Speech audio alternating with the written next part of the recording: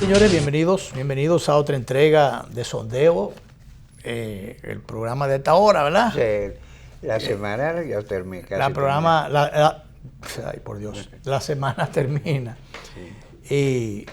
Y bueno, interesante. Y con muchas revelaciones, ¿viste la entrevista de Reinaldo Pared? Oh, sí, todo un primor. Dice que ciertamente el proyecto de reforma estuvo preparado, que todo y que él mismo estuvo trabajándolo, y que yo cuando. Está desmintiendo el presidente que dice que nunca estuvo en eso. No, pero todo un primor, porque eso es para. ¿Sabes lo que yo interpreto ahí? Que él está presentándose como el hombre de confianza, de que él le dijo, mira, ven acá, ven por aquí, y yo estoy esperando una llamada del secretario norteamericano. Pero mira, eso nadie lo sabe, tú y yo, ni tu hermano Carlito, que es hermano derecha del presidente, lo sabe. Entonces, eso es un metamensaje que está queriendo mandar Reinaldo ahora, como están corriendo por la candidatura los precandidatos, y entonces es una forma de decir, yo soy el hombre de confianza del presidente. Pero bueno, para mí eso es lo que es una chapucería manejada, el prestarse a un manejo chapucero de la institucionalidad del país. ¿Por qué te digo esto? Recordemos que él, además de presidente del Senado, es el secretario general del Partido de la Liberación Dominicana. Si hay un proceso donde se plantea un expediente legislativo de modificación constitucional que pudiera, y de habilitación presidencial, que era lo que se buscaba en el fondo, se supone que este es un ingrediente que ponía en peligro la institucionalidad y la tranquilidad social y la tranquilidad del país. Sí. Entonces, y que por demás eran una lucha de poder de las dos fuerzas más importantes dentro de su partido, y que si él no podía hacer de árbitro, lo menos que podía hacer era echarse a un lado. Obviamente. O hacer de árbitro, de intermediario, de interlocutor, de facilitador, o echarse a un lado. Pero no debió asumir un papel beligerante, y más que beligerante, cómplice de una chapucería que se estaba haciendo, que iba en peligro directo de la tranquilidad y del orden constitucional. Hay muchas cosas que quizás van a tener que aclarar, porque a mí me parece extraña la revelación que hizo Julio Martínez Pozo, el colega Martínez Pozo, confirmada. ¿En qué sentido? Por Charlie Mariotti, que iban a secuestrar a Charlie Mariotti. Eso es un cuento de camino. Y que Charlie Mariotti debió dormir en el Senado de la República ese día. Óyeme. No, lo que pasa es que es posible que sea el peso de la conciencia. El peso de la conciencia que no lo dejaba dormir y que lo espantó de su propia sombra.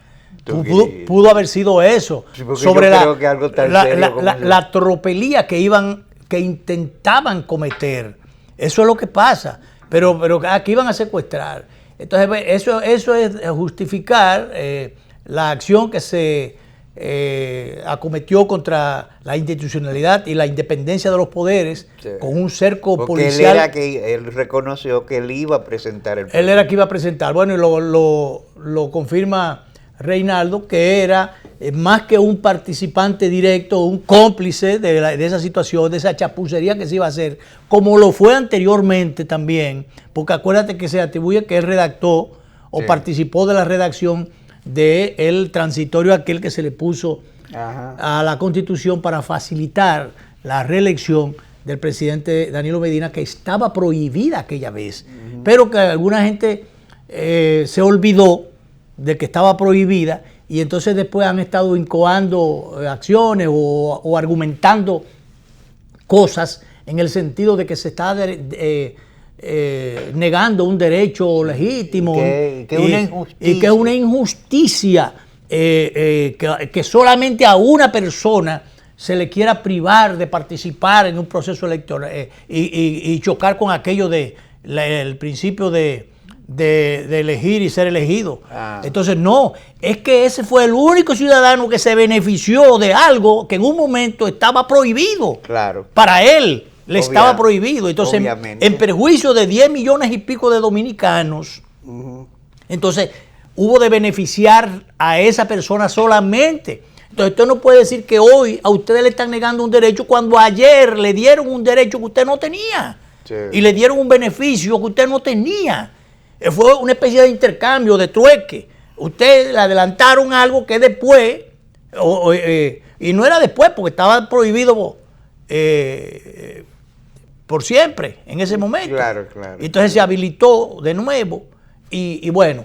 Pero de todas maneras, esta es una especie de ajedrez que juega, o ajedrez o dominó, que juega Reinaldo, para que tú veas que una cosa es lo que se dice en términos públicos y otra es el manejo de los políticos y del poder, que muchas veces mandan al público una cosa para el consumo de los incautos y por debajo manejan otras cosas. Porque el dato que yo tengo es que Reinaldo tuvo que echarse encima a la cuava de que él llamó a las fuerzas armadas, militares y policiales para proteger el Senado y el recinto, porque él se echó eso cuando sabe que nadie le creyó eso, por cuanto las fuerzas armadas y la policía son obedientes al poder civil ciertamente.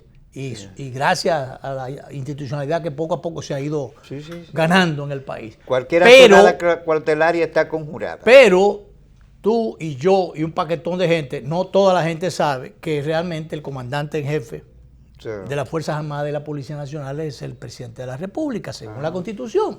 Sí, señor. Y que al único que le deben obediencia directa e inmediata, al único que le deben obediencia es al comandante en jefe. Entonces, hay cosas que se pueden manejar. Bueno, los presidentes, los titulares de los otros poderes pueden utilizar, la Junta Central tiene un órgano militar, de seguridad militar, que con la autorización del Ejecutivo y del Ministerio de Fuerzas Armadas, le manda para allá un comandante para que sea el jefe de la parte de la logística de seguridad del proceso. Y bueno, mientras estén ahí, actúa el jefe de la Junta como jefe de él. Sí. Pero que resulta, es una decisión que tiene administrativa que hay que tomarla en otra instancia. Claro. Entonces, si usted va a tirar los cañonazos de celebración que se tiran en el Congreso, se solicita y se aprueba después en otra instancia. Claro. Si usted va a acercar el Congreso, eso no se solicita ahí, eso lo manda de otro lado. Entonces que no me vengan con ese cuento de camino, pero esa es una parte. La otra es, mira, pasa por aquí, aguanta esto, tal cosa, aguanta esto, pero yo voy a recibir una llamada, ya yo recibí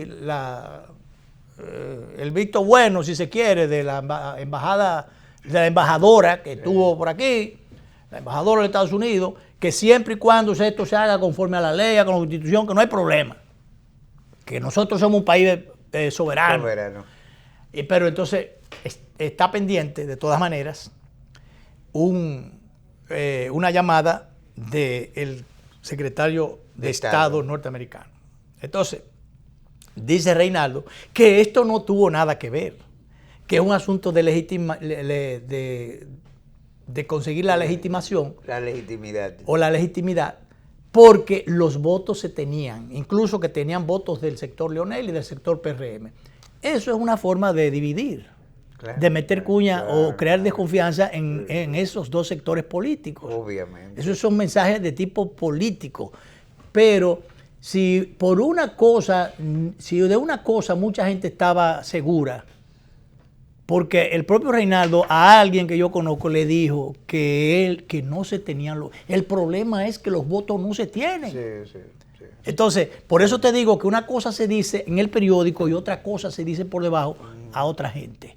Y ahora se está construyendo una narrativa que a mí me inquieta porque, insisto, esa historia de un potencial secuestro que indicaría que los servicios de inteligencia nuestros están durmiendo porque esa gente debería estar agarrada. Pero hay cosas más interesantes que esa todavía, Danilo, que hay que desmenuzar.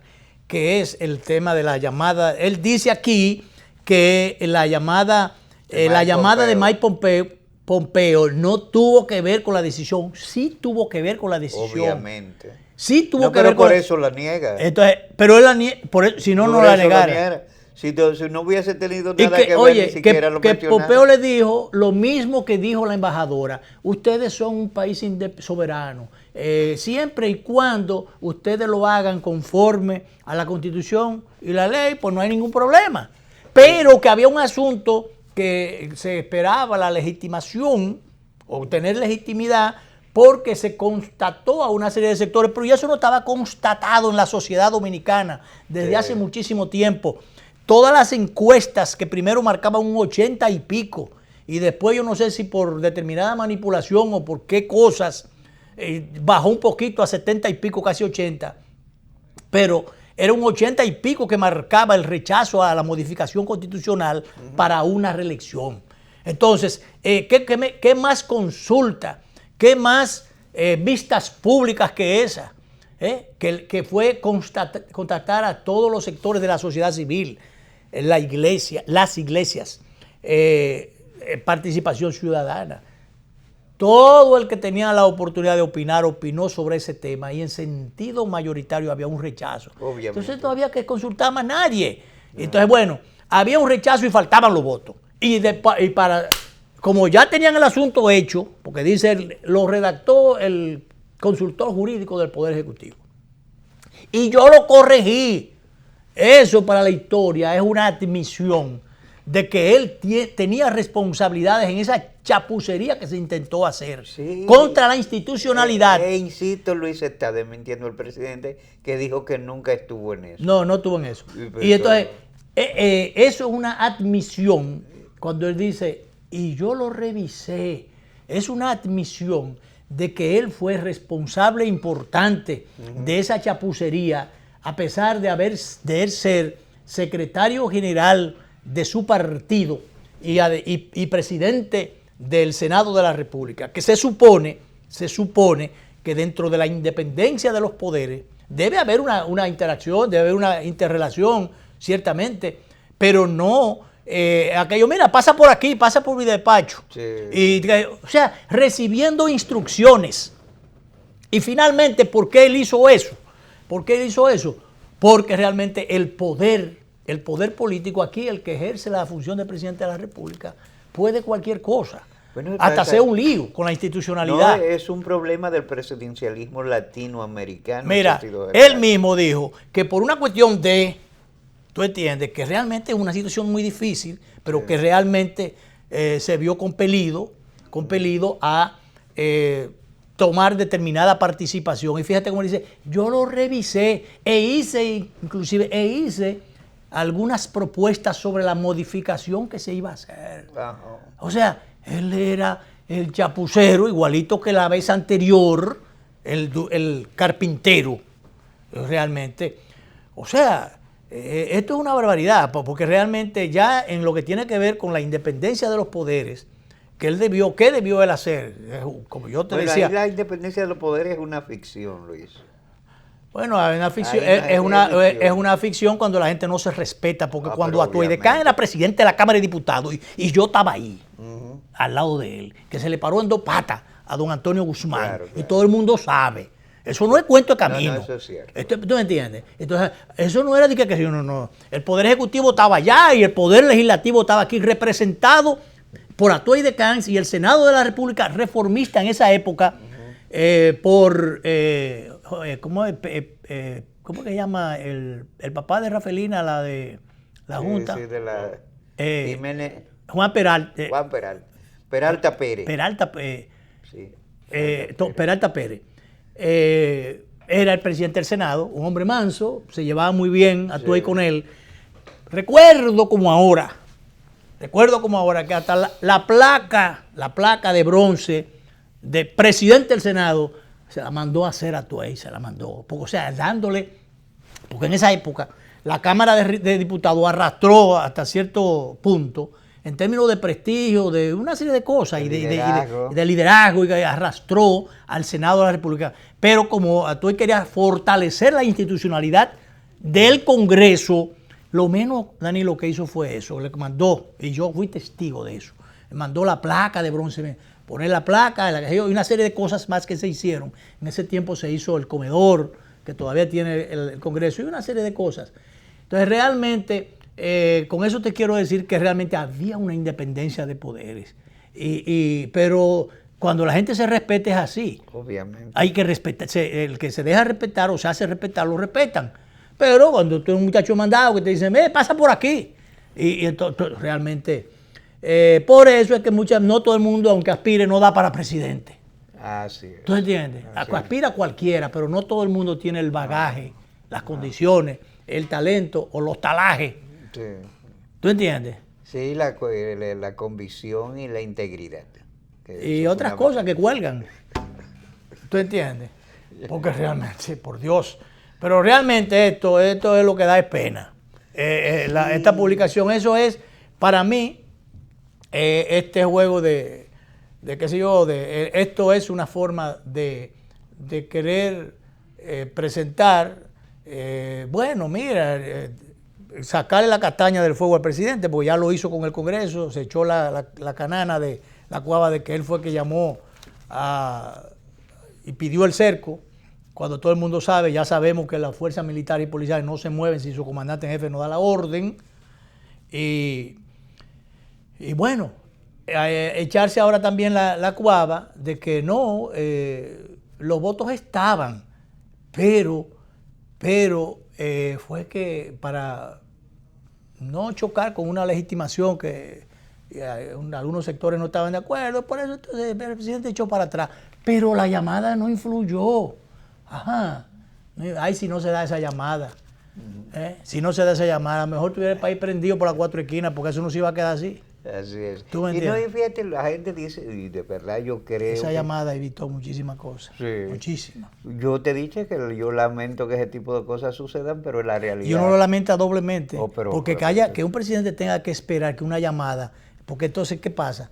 Uno dirá, bueno, pero los que rechazamos el intervencionismo o la metida de narices, ya no solo de pata y demás cosas, en los asuntos internos, pero qué sé yo, hay ocasiones en que determinadas llamadas, como la de Carlos Andrés Pérez aquella vez, cuando en el 78, cuando el asunto aquel, entonces hay aspectos donde ese tipo de presión, porque realmente si el mundo ya se interconecta por todos los lados y hay compromisos de tipo, términos políticos, de derechos humanos, de migratorios y de muchas otras cosas más, de la mujer, sí, es parte o sea, es parte de una agenda de cambio, y una agenda internacional.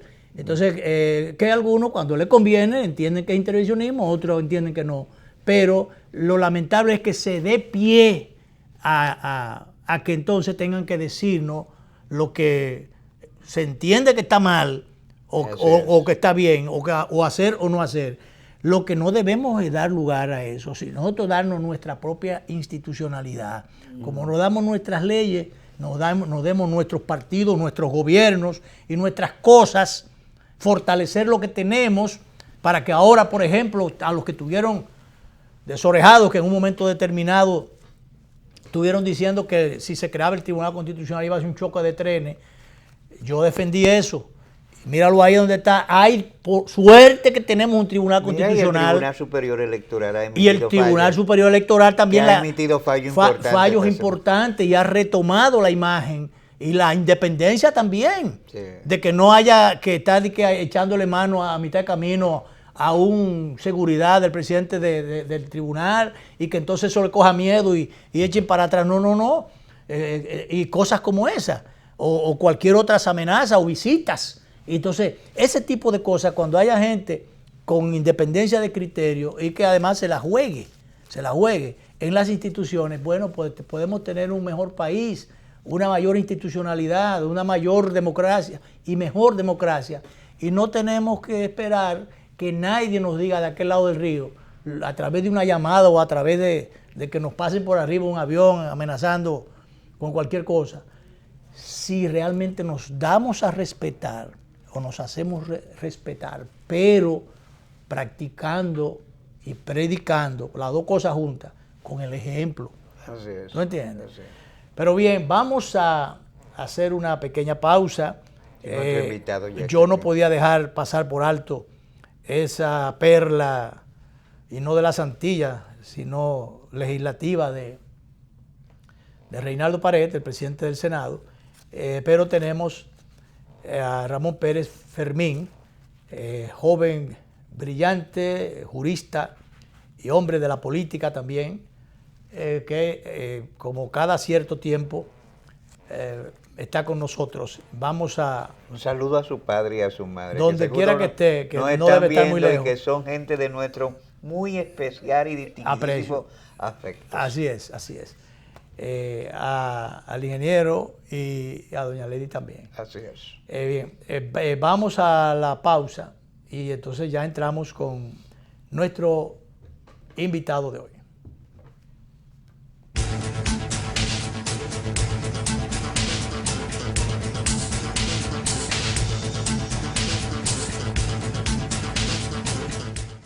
Me encantó la experiencia. Hasta yo, que hago todo digital, quedé impresionado con las mesas interactivas, los cajeros automáticos touch y hasta vi una charla de tendencias tecnológicas en un video wall súper moderno. Yo que no tengo tiempo nunca para resolver, me reuní con un oficial y un especialista que me llevaron a un salón privado con pantallas táctiles y me asesoraron para lograr mi meta. Esta es mi primera visita de muchas. Ven a vivir la experiencia de la banca del futuro. Centro Digital Popular, Downtown Center, tercer nivel. Popular, a tu lado siempre. El Banco Central hace política monetaria. Para ello, utiliza la tasa de política monetaria, buscando incidir en las tasas de interés a que los bancos captan ahorros y prestan para el consumo de los hogares y la inversión de las empresas. El objetivo de la política monetaria es mantener la inflación en torno a una meta definida por el Banco Central, logrando la estabilidad de precios y contribuyendo a crear las condiciones para un crecimiento económico sostenido. Banco Central de la República Dominicana, por la estabilidad y el crecimiento. Gánate 77,000 pesos esta semana, además de un premio final de 1 millón. Participas por cada 2,000 pesos de consumo semanal acumulado con tus tarjetas Banreservas o Credimás. Banreservas, el banco de los dominicanos.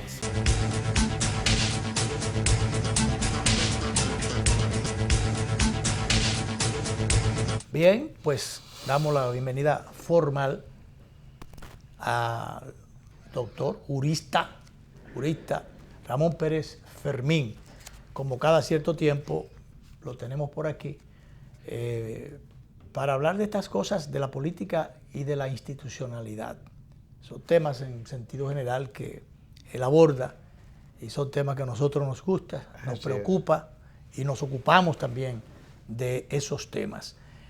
Bueno, él estuvo, estoy hablando ya en pasado, en el Partido Reformista, en el sector de Hito Bisonó.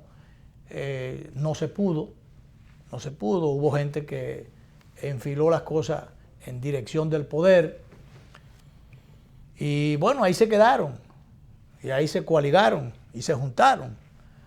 Otros se reservaron un poquito más y decían no estamos de acuerdo con la modificación constitucional, pero después, bueno, no se dio la modificación constitucional, pero después de allá para acá un mensajito, no fue aprobado eso, pero sin embargo fue expuesto por el secretario general y aprobado por el presidente de lo que queda del Partido Reformista, de que estaban de acuerdo con una habilitación. Se han muerto con eso.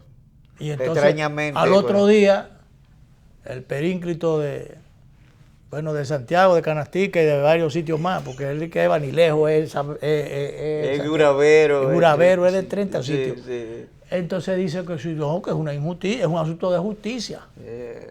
Yo no sé de cuál justicia. Salida del hombre. Pero bien, Monchi, para los que le queremos, bienvenido al programa. Muchísimas gracias. Mire, ciertamente nosotros por muchos años hicimos vida en el Partido Reformista y por inconductas como esa fue que decidimos, no con dolor, sino con responsabilidad, trillar un camino distinto. Nadie está obligado a mantenerse ligado a esas distorsiones, sobre todo cuando no tienen justificación ni sociológica, ni filosófica, ni política, ni de sentido común. Y sobre todo cuando el rumor público acusa con tanta insistencia y acusa con tanta recurrencia a que los mismos están haciendo las mismas cosas. Porque eso no es gratuito. No, y pudiera hacerlo, yo le soy honesto, pudiera hacerlo, pero la gente que se respeta y que quiere preservar su nombre con niveles razonables, ¿verdad?, de integridad, tiene que dar respuesta a la sociedad. No porque un aventurero venga a señalar a uno, no. En efecto, cada cual tiene derecho a rectificar o a cambiar de postura. Pero los hombres públicos tienen que abonar esos cambios de postura, porque si no le están dando razón a quien les señala, y en el caso particular que usted mencionaba, les han señalado ya por 2 décadas de inconsistencias que tienen que están adornadas, revestidas de rumores constantes de que detrás hay un estímulo que no necesariamente es político y que muchas veces se llega a decir que es mercurial, que es de favores y demás.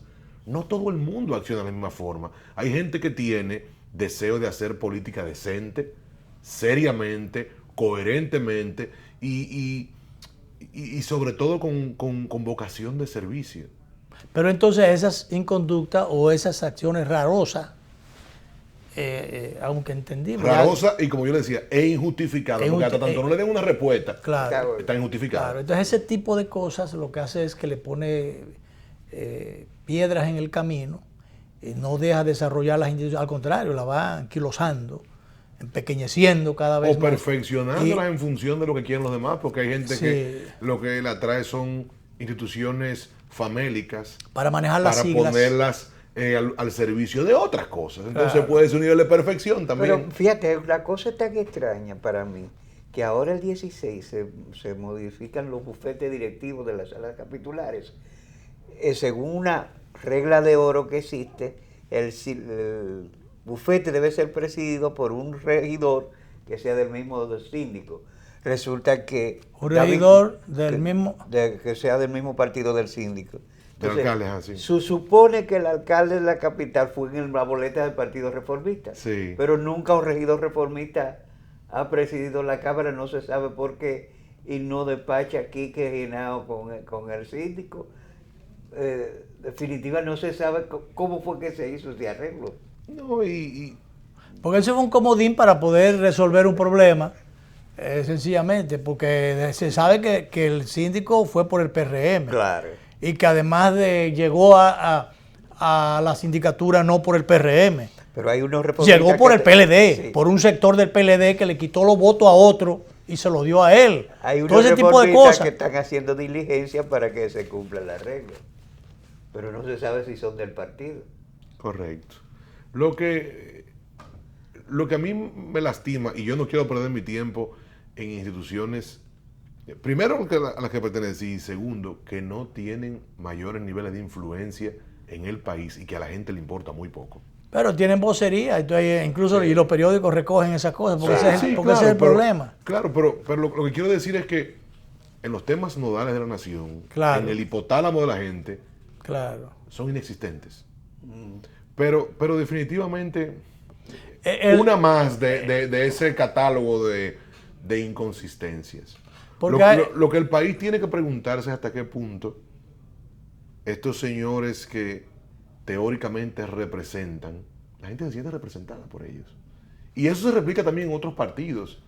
De lo que tenemos que estar preocupados nosotros, no la generación del futuro, no nosotros hoy día, y también los que vienen, pero nosotros hoy día, es de devolverle a este país un marco de institucionalidad mínimo para poder ver si podemos seguir trillando el sendero que se inició aquí tras la muerte de Trujillo.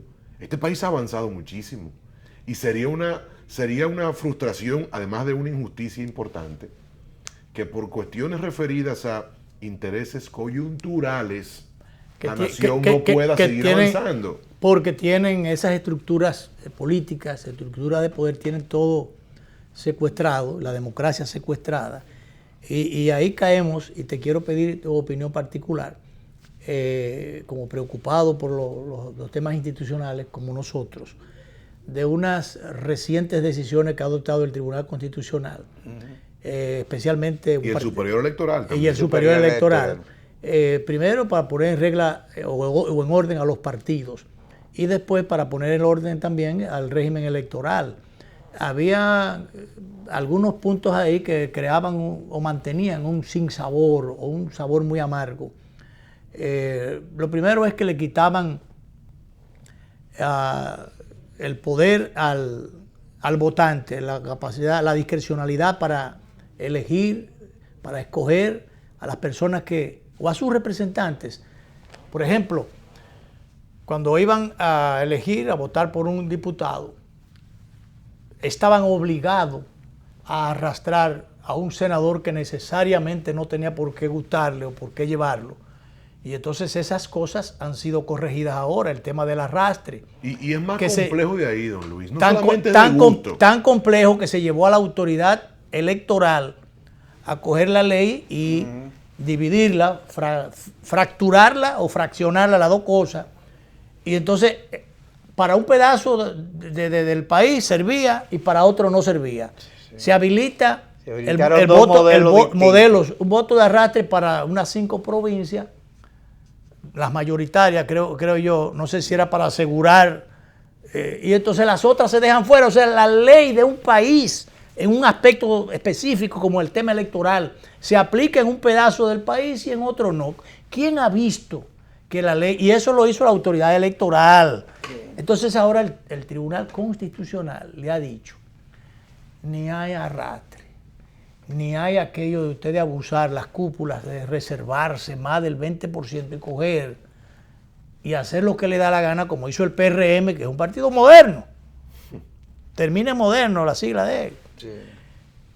Reservarse 29 senadurías. Señores, ¿ustedes han leído esa sentencia? Todavía no. Eso da gana, sobre todo, perdón, la del Tribunal Superior Electoral, de echarse a llorar, como esa gente describe en el drama de lo que el Partido Revolucionario Moderno pretendía. Y yo no intento hacerlo desde el punto de vista eminentemente profesional, no quiero inmiscuirme en temas internos, aunque a muchos de esos amigos, aunque suene duro, se lo dijimos. Se le advirtió que eso... Pero por supuesto. No fue el PRM. Yo tenía el dato. Que fue a la Junta Central Electoral a decir que el voto de arrastre era un voto absolutamente distorsionado porque había 4 tramos electorales. Y hacían hincapié, decía, hay un tramo presidencial y uno congresual dividido en 2 entre diputados y senadores y un voto municipal. Entonces para el arrastre, para el sufragio, sí hay 4 tramos, pero para la reserva no, 1, que es el que me conviene. Mire, la descripción que hace el Tribunal Superior Electoral es majestuosa. Si los partidos políticos que van a postular boleta completa a nivel nacional se reservaren los senadores, los síndicos y los diputados. Oye, entonces. No, podrían hacerlo dentro de la cuota del 20% global. Estarían dándole a las bases de los partidos solamente capacidad para elegir vicesíndicos, regidores y vocales. Eso vulnera de manera grosera, obscena la democracia interna que debe vivir los partidos. Anula la competencia democrática. No, y la democracia interna que debe primarse, pero que tiene rango constitucional. Obviamente. Que tiene rango constitucional. O sea, la reserva de un tramo o los 2 tramos. Esa es la parte de la membresía de los partidos, pero después al votante como tal. O sea, secuestrado todo. No, y en el caso, perdóneme, del arrastre, usted decía que votar por un diputado conllevaba sufragar también por un senador que no necesariamente era de su agrado. Pero yo tengo que agregarle algo. No solamente es el agrado. Primero, nuestra carta sustantiva establece de manera clara que el voto es directo. Claro. ¿Cómo es posible que yo esté votando directamente por alguien que no estoy marcándole? Exacto. Pero bueno, lo más absurdo. Salvemos eso en función de la extensión. Decir, bueno, vamos a elongar un poquito el concepto y sí es directo, porque tú tienes, en tus reglas de juego está claro que si tú votaste por este, votas por este. Pero eso te impide votar por el que tú quieres. Correcto. Pero en adición al gusto, o te como usted impedía decía, o a la intención al voto, hay un elemento de corte ius filosófico que es demoledor. Las atribuciones de la Cámara de Diputados y del Senado de la República son totalmente distintas. Entonces, cuando usted tiene la intención de votar por un diputado, está obligado a votar en caso del arrastre usted está obligado a elegir un representante que va a representar la redundancia de usted con unas atribuciones que usted no está eligiendo. Exacto. En el caso de la Cámara de Diputados está para formalizar las ternas, en el caso del Senado está para elegirla. Unos están para formular acusaciones al presidente, los juicios políticos, otros están para conocer del juicio. O sea, son atribuciones dentro de del mismo ejercicio legislativo completamente diferente. distintas. En el caso de lo que hizo el órgano regulador, que es la Junta Central Electoral, fue una especie de apartheid electoral.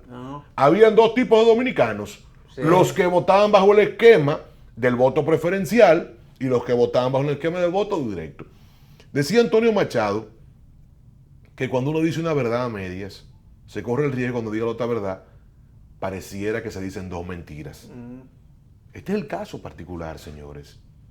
De lo que estamos hablando es de que en origen se estaba violando la Constitución con el voto directo, con la separación de dos tipos de provincias, la 26 del voto directo y la 6 del voto de arrastre. Se estaba entonces violando la Constitución y la ley. O sea, era como un encate de distorsión legal. Sí.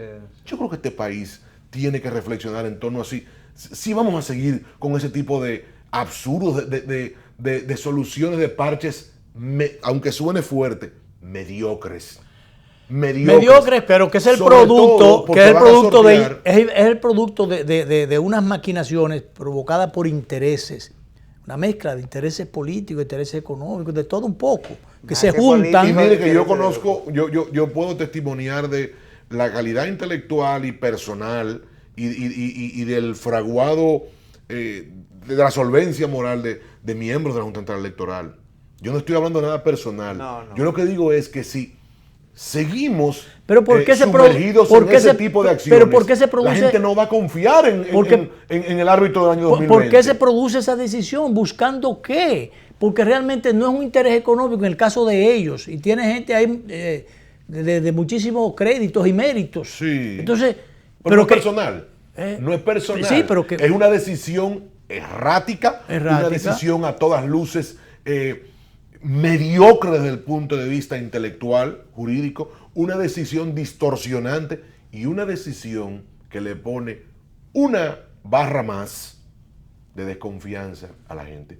El sistema democrático se sustenta esencialmente en dos elementos: en la elección libérrima, que deviene también en legitimidad, y en la representación.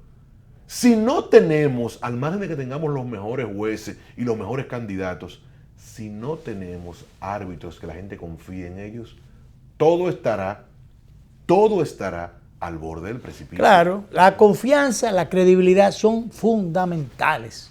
Entonces, las acciones o las malas decisiones en un momento dado echan abajo todo el aparato y todo lo que se ha ganado, el terreno. Y años de construcción de un modelo imperfecto, pero en vías de consolidarse. Claro que sí.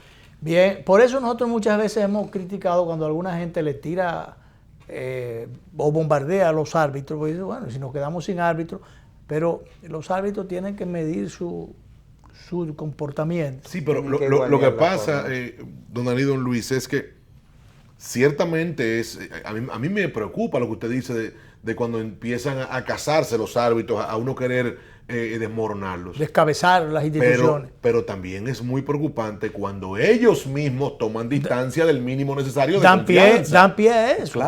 Claro que sí. Monchi, vamos con tu anuencia nuevamente a hacer una pausa y volvemos de allá para acá. Abordamos otros temas que tienen que ver con la política y con la institucionalidad en sentido general. Hay una perla tremenda ahí de Reinaldo Pared, presidente del Senado. Sería interesante que no solamente nosotros opinemos de eso, sino que compartamos eso. Cuando Reinaldo dice, el presidente del Senado, yo lo corregí, o sea, él se hace cómplice de una chapucería que iban a hacer, donde él entonces iba a corregir O sea, hacer un traje a la medida de cuáles intereses. ¿Verdad? Vamos a la pausa, volvemos inmediatamente. Ramón Pérez Fermín, joven jurista y político de nuestro país, está con nosotros.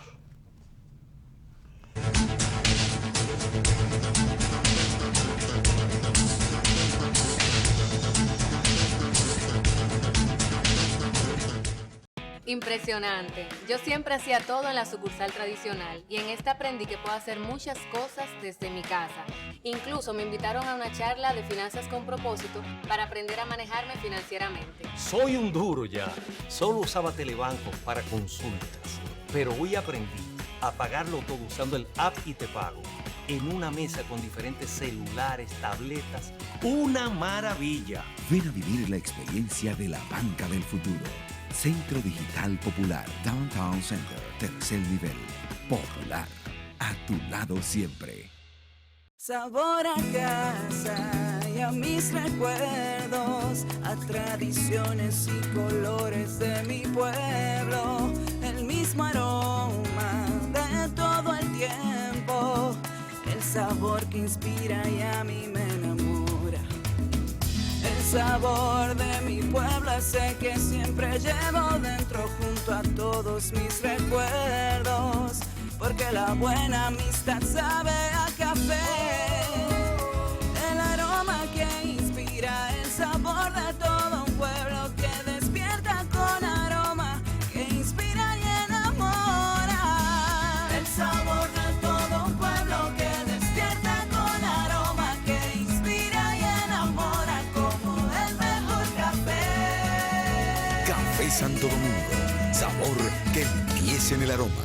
Tu café de siempre.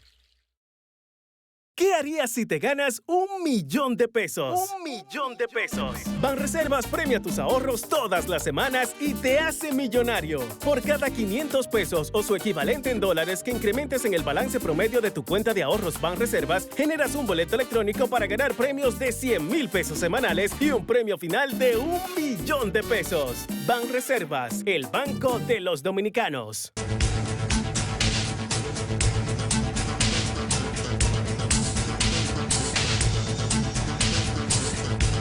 Bien, seguimos nuestra conversación con el doctor Pérez Fermín. Hablaba ahorita de las opiniones de Reinaldo, el presidente del Senado. Dice que la reforma no se hizo porque el presidente pensó en su legitimidad. Yo no sé por qué el periódico lo entrecomilló, porque parece que pensó, pero el periódico no lo creyó. Y lo entrecomilló. Esas cosas cuando se entrecomillan es para una cita directa. Y si usted lo está diciendo, pero nosotros necesariamente no lo suscribimos. Y entonces, bueno, esa partecita, Monchi, de las declaraciones del presidente del Senado, le dieron una llamadita, pasa por aquí, mira esto, y después una llamada, pero mira, pero esto no. O sea, como que parece como muy arreglado. El hecho de la llamada en sí, que a mí en el fondo me preocupa, aunque ahora pudo beneficiar la institucionalidad del país, pudo ayudar de alguna forma, pero eso no es bueno, que tengan que llamarnos y decirnos como país, como nación, mire, hagan su asunto bien, porque si no se pueden embromar, o podemos meter las narices y la mano allá. Entonces, damos pie a eso. Sí, mire, eso es penoso. Sí, yo creo que nunca es tarde si la dicha es buena. Yo me siento muy contento de que 8 años después, 7 años después de ser presidente de la República, el licenciado Medina, después de 7 u 8 también como primer ministro de la Nación, empiece a ponderar que las acciones de Estado deben calibrarse entre lo legal y lo legítimo. Yo le digo con ¿Eso es bueno? Le digo con sinceridad, casi 2 décadas después de ser un hombre de bueno, más de 2, también presidente de la Cámara de Diputados, pero más de 2 décadas después de ser un hombre de Estado de primera línea, incorpora el concepto de la legitimidad. De primerísima línea, porque siendo ministro de la presidencia tenía responsabilidades por delegación del presidente de la República primarias. Correcto. Le digo, yo me siento contento de que 20 años, 25 años después pueda hacerse una reflexión de que la legitimidad también importa. No todos tenemos los mismos niveles de absorción de los conceptos sobre los cuales descansa la sociedad. Yo me siento contento. Yo con respecto al tema del check and balance, lo que usted decía de la separación de los poderes, de esa interconexión, yo le voy a ser muy honesto. Lo que ocurre aquí en los poderes del Estado hoy día es ciencia ficción de la separación. Eso podría ser beneficioso para un partido político. Eso podría ser hasta un instrumento de golpeo y de empuje y de apertura de camino de una parcela política. Lo que definitivamente colinda demasiado con regímenes que toman distancia de democracia. Lo que definitivamente se aproxima demasiado a regímenes que son propios de la mitad del siglo pasado. Pero tú decías de un partido, es que ni siquiera de un partido, No, un pedazo del partido, de una facción justamente de un partido. Queriendo apabullar a la otra y Y apabullar. una facción personalista. Claro. Mire, como dicen en el campo, es como lo de tener cooptado todos los poderes del Estado, todos, aunque sea legalmente, pero no legítimamente. Claro. Es como el cilantro, que es bueno, pero no tanto. Yo creo que aquí tenemos que empezar a mirar el Estado dominicano como El un cilantro, pasivo, no como cuando un tú activo. lo utilizas para sazonar, pero si le echas O si demasiado, lo pasa, claro, daña todo. daña todo. E insisto que yo veo a veces y alucino a algunos políticos de nuestro sistema que miran con sentido personal y patrimonial al Estado dominicano, cuando definitivamente el Estado no es un activo de los que están gobernándolos, es más bien un pasivo de nosotros como generación, de nosotros como funcionarios, como servidores públicos, lo que le toque hacerlo. La idea es llevarlo a un estadio de mayor robustez. No es decir, yo controlo todo, yo hago lo que yo quiera. Bueno, está bien. ¿Por qué tiempo? ¿A qué precio? ¿Cuál es el lastre que eso deja?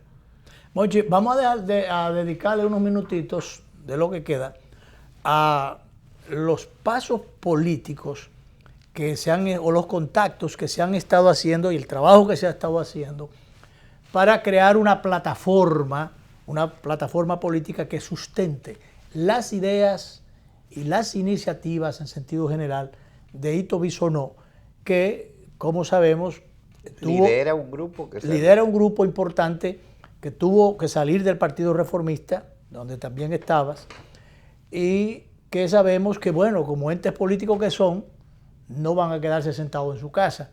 ¿Qué pasos van a dar? ¿Qué cosas van a hacer para no quedarse fuera del proceso electoral? Mire, nosotros no nos vamos a quedar fuera del proceso electoral de ninguna forma, porque el proyecto Ito 2020 es una realidad. No hay forma de hacer ninguna medición en el país sin que Ito esté ya marcando números de respeto en el electorado nacional. Consistentemente. Marcando distancia, ha ido ganando respeto. Respeto y también cuantía de adeptos. Y están ahí todas las mediciones. Ito marca en todas las mediciones números que nos llevan a pensar que podemos finalizar el año bordeando los 2 dígitos. Y esa es la realidad, y están ahí. Mediciones no como dice la gente, no que hacemos nosotros, las que están ahí. Las que están ahí. Entonces, definitivamente nosotros estamos conjugando todo ello con asimilar un proyecto político de larga visión. Ni Ito ni ninguno de nosotros somos malabaristas de la política, somos gente que hicimos. Hay mucha gente, comenzando por Ito, mucha gente joven ahí que puede realmente construir en el tiempo una plataforma que realmente en un momento determinado. Que tenga visión a futuro, a presente, pero a futuro. El cortoplacismo sigue siendo un elemento distorsionador de todos los movimientos políticos, de la mayoría de los movimientos políticos del país. Aquí seguimos sorteando constantemente, aunque sabemos que es pernicioso, seguimos sorteando lo urgente y dándole dado a lo importante. Sabemos que lo importante es lo importante, pero seguimos claudicando frente a la urgencia y no manejando, administrando ambas cosas. Nosotros nos hemos dado el tiempo que amerita absorber o fusionar nuestro proyecto con una organización política, porque queremos hacerlo con niveles mucho más que razonables de transparencia, de logicidad ideológica, de visión, de compromiso fusionarían y de forma de ver la política. Fusionarían su fuerza a través de con otra organización ya establecida, porque todos ustedes tendrían que solicitar reconocimiento y demás. O sea, eso llevaría más tiempo. Nuclear a toda la gente, organizarlas y llevarla a través, pedir un reconocimiento. Entonces, eso llevaría más tiempo. Mire, yo como coordinador de la campaña de Hito... ¿Cuál es la idea al día de hoy? Como coordinador de la campaña de Hito le digo, si la idea hubiese sido que Hito presentara una candidatura presidencial nacional exclusivamente, teníamos la figura de la candidatura independiente. Lo que pasa es que nuestro proyecto pasa de una elección y de una candidatura. Es la visión que compartimos cientos, miles de personas en República Dominicana, muchos de los cuales hemos hecho vida política prolongada, elongada durante mucho tiempo, pero otros que quieren incorporarse, que se sienten cada vez más empoderados. Y a eso es que tenemos que dar respuesta. Nosotros vamos a presentar candidatura a nivel nacional en todos los tramos. Nosotros no somos un proyecto político de un aventurero, no. El proyecto Hito 2020 va a presentar, insisto, candidaturas en el país entero, en todos los tramos. Sindicatura. Porque hay gente, por supuesto, vocales, regidores, síndicos, senadores, diputados, en toda la geografía nacional. Porque Hito ha podido compactar toda una visión que tiene un segmento de la sociedad que piensa que necesitamos, no un cambio, que necesitamos un modelo alternativo a cómo se ha venido manejando el Estado y la cosa pública en los últimos 25 o 30 años. A mí me parece que... Pero aquí hay cosas que no hay que cambiar, lo que hay que reforzar y respetar lo que tenemos. No, pero por supuesto.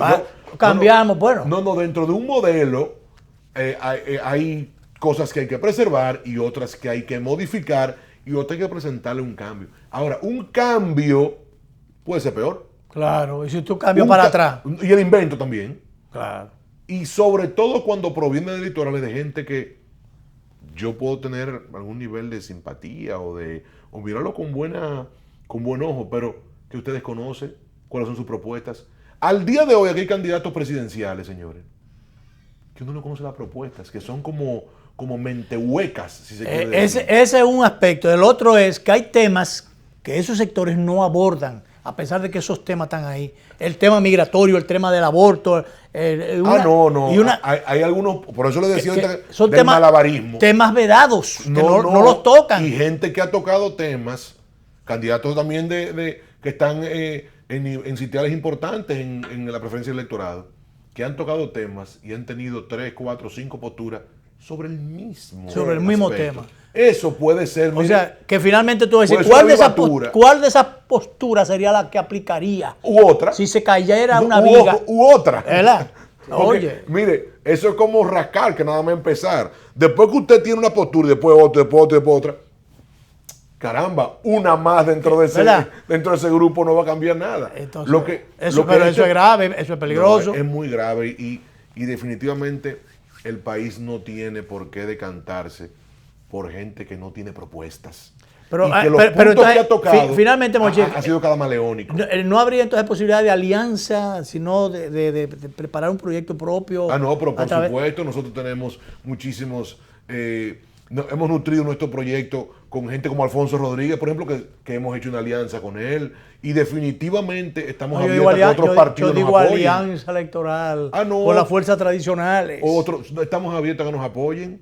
Y lo que sí nosotros vamos a hacer es terciar seriamente en el país en las elecciones de mayo, y esperamos que cuando pasemos a la segunda vuelta, porque parece ser que no hay forma de que no haya segunda vuelta. Y parece que no, hoy, yo no sé, pero alguna gente está diciendo eso. Parece que es inevitable la segunda vuelta. Yo creo que estaremos en capacidad de que nos apoyen, y si eventualmente ocurriera, entonces sentarnos con quien nos parezca más lógico que debe encabezar esa propuesta. Gracias a Ramón Pérez Fermín por estar con nosotros. Vamos, como siempre, a repetir esta conversación a las 11:30 de la noche por los canales 22 y 52 de Teleimpacto.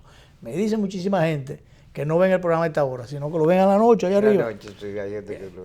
Así que como quiera lo agradecemos, ahora o a la noche, como quiera. Gracias a los televidentes, gracias Monchi. Nos vamos. A ustedes. Nos vemos.